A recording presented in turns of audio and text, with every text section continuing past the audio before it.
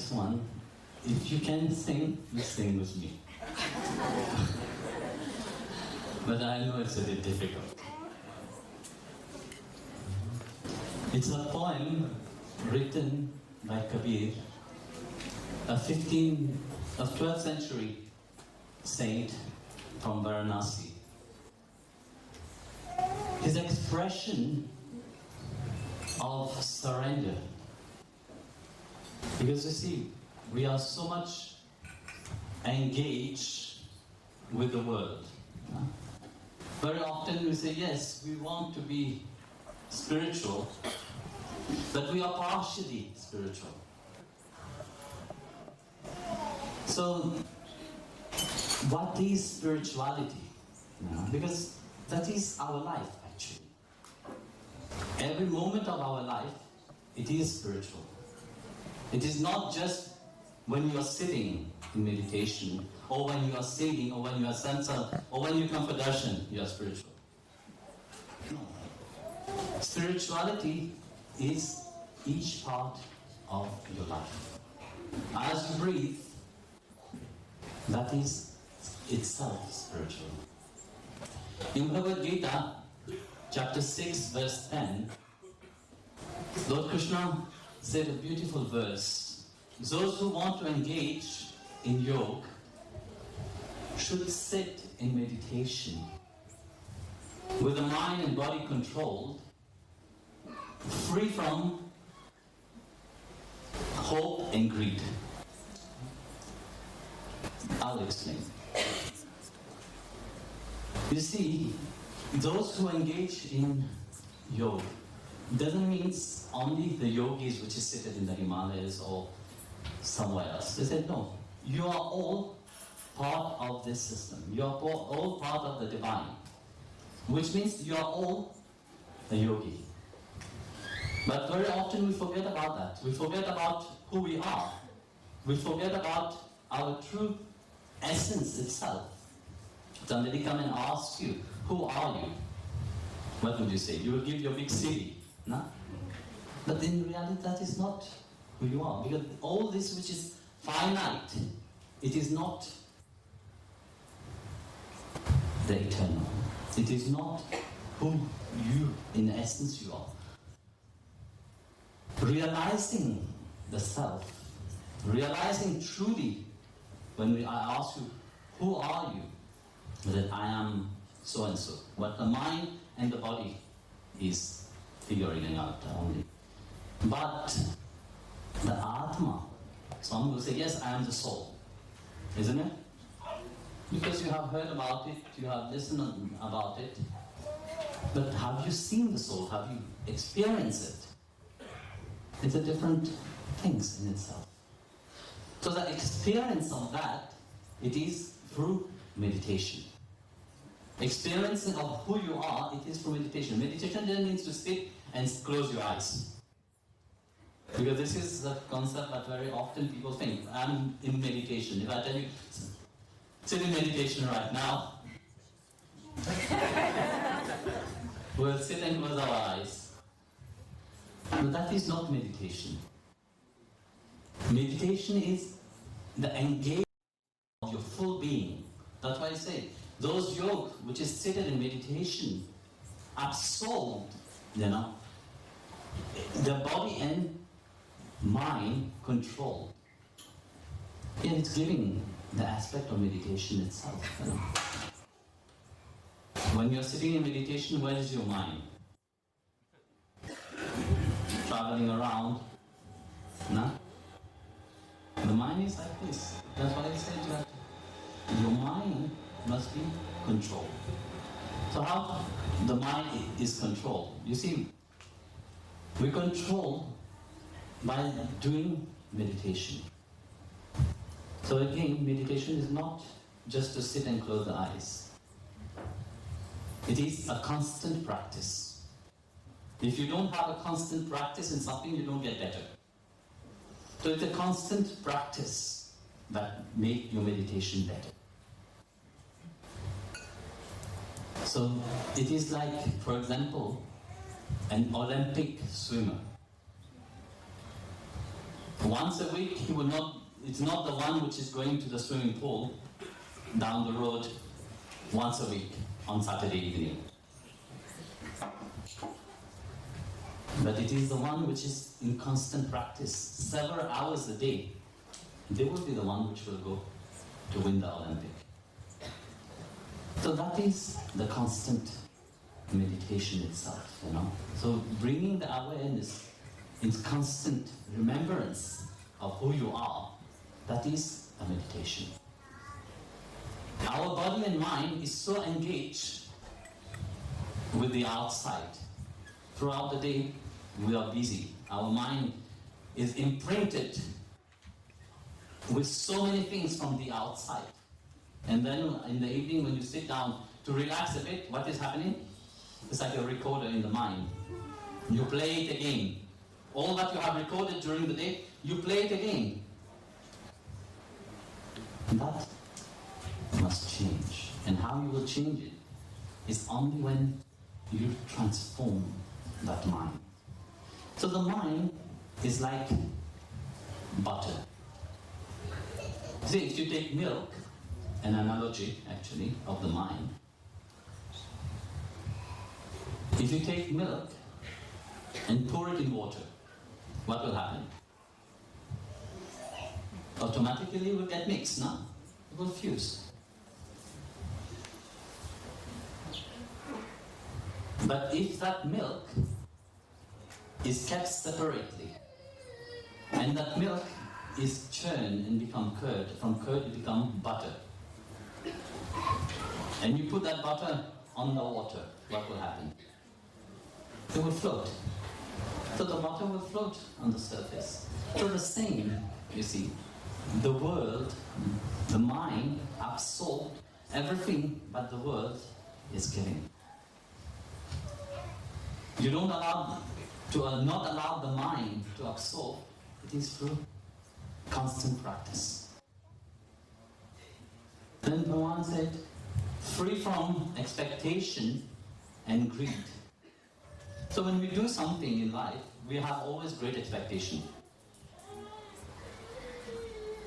Very often that expectation or that hope is not meant. What happened then? You become angry. You become disappointed. You become nervous, fearful. And greed. What we have, we like to keep. And it is never enough. Then you have to be free. To engage yourself truly and knowing who you are, you have to have a certain freedom inside of you. You have to have a certain calmness inside of you. You have to be who you are. If you can't be who you are, nobody can be that. You know? Very often, when I talk to people, they say, but it's a very difficult things to do, If I am not how I am, if I am like what people want me to be, I'm well accepted. This is a fear very often in people. The fear of being accepted. That's why we build up a certain complex in ourselves, whether it is superiority complex or inferiority complex. We balance ourselves into these two complexes. But that is not the self. Love is that freedom now. When we talk about love, we are talking about that inner being itself. That who you are. It is not the acknowledgement of anybody else. It is that inner perception, that inner freedom. And that is the deepness of meditation. The deepness of who you are at all times. So, I guess I want to translate it for you.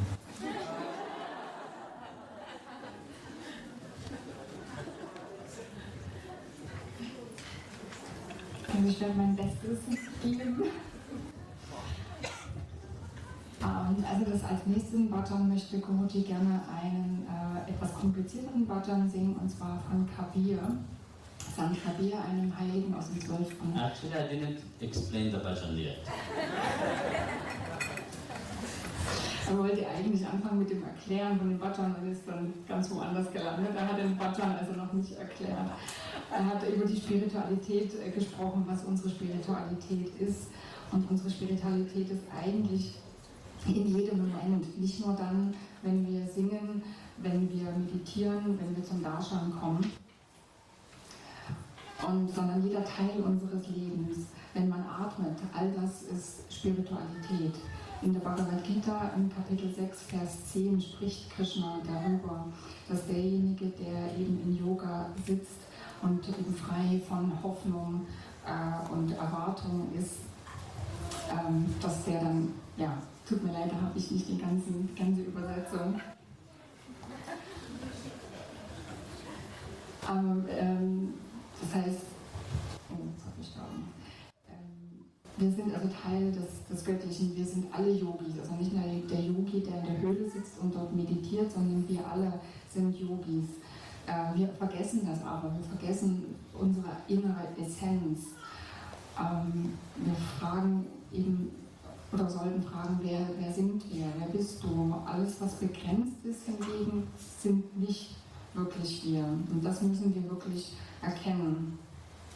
Oft, wenn dann eben jemand fragt, wer wir sind, dann sagen wir sind so und so. Und das ist aber alles begrenzt. Manchmal sagt dann auch jemand, ich bin die Seele. Aber haben wir die Seele wirklich erfahren? Die Erfahrung der Seele, dessen, was wir wirklich sind, das kommt durch Meditation. Meditation ist aber nicht hinsitzen, Augen zu, sondern das Engagement unseres ganzen Wesens, die Bewusstheit dessen in jedem Moment, das ist Meditation. Und dazu gehört aber, dass Körper und Geist kontrolliert werden. Der Geist muss kontrolliert werden, aber wie? Das Wie kommt durch die Meditation und das erfordert aber regelmäßige Praxis. Und dazu hat er dann das Gleichnis Gleichnis gebracht mit einem olympischen Schwimmer, der auch nicht nur einmal am Samstag in die Schwimmhalle gehen kann und dann Olympiasieger wird, sondern derjenige, der jeden Tag praktiziert für Stunden, der schafft es dann. Das heißt, wir müssen uns also täglich in dieses Bewusstsein erinnern, wer wir sind, was unsere Essenz ist. Der Geist wird den ganzen Tag durch die ganzen Eindrücke, die wir wahrnehmen, beeindruckt.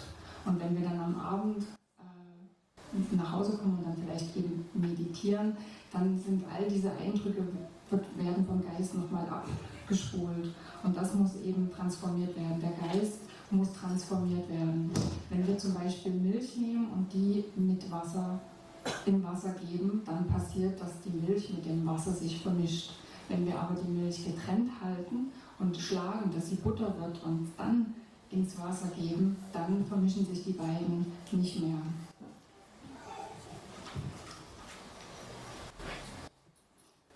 Das Problem, was wir natürlich immer haben, dass wir immer in allen Erwartungen, in der Hoffnung sind, nonstop.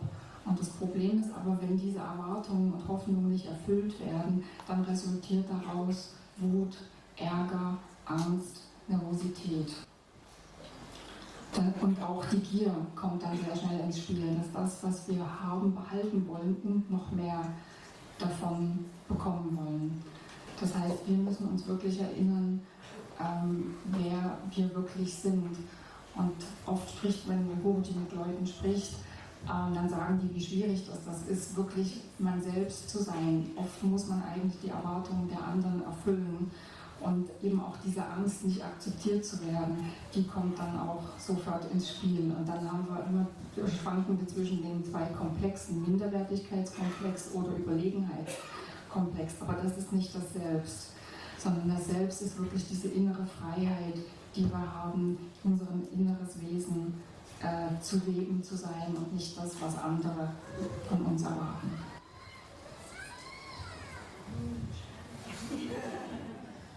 bhajan is about reminding oneself of who we are.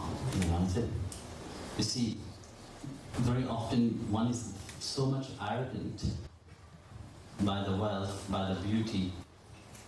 They said, but all this are just like a clay on a potter's wheel. So fragile, everything. If the potter is not conscious or aware of that, in loss of concentration itself, finished.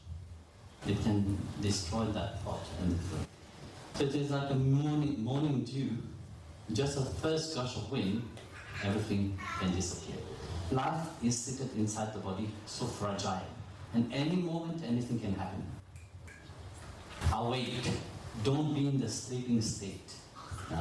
Wake up. It's time to wake up. It's not for tomorrow. It's not for the past. It is now the time to wake up. Okay.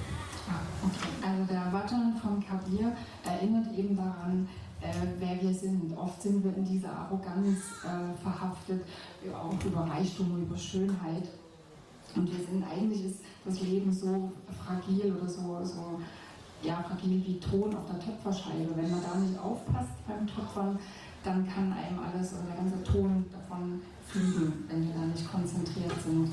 Und eben das Leben ist so fragil, es kann jede Minute vorbei sein, jede Sekunde. Und deswegen müssen wir jetzt aufwachen. Nicht morgen, nicht übermorgen, jetzt.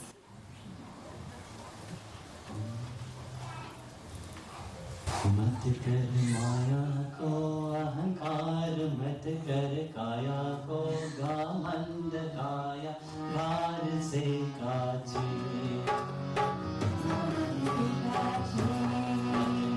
माया को अहंकार मत कर काया को घमंड काया घर से काछे